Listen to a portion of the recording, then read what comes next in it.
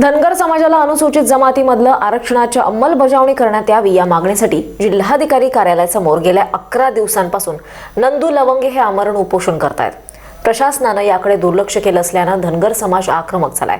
आज सकाळी धनगर समाजाचा एक व्यक्ती BSNL टॉवरवर चढला असून शोले स्टाईल आंदोलन करतोय।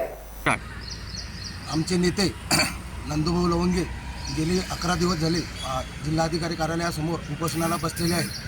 धनगर समाजाचे ST प्रवर्गाचे जे प्रमाणपत्र वाटावे या मागणीसाठी ते गेले 11 दिवस उपोषणाला बसलेले आहेत।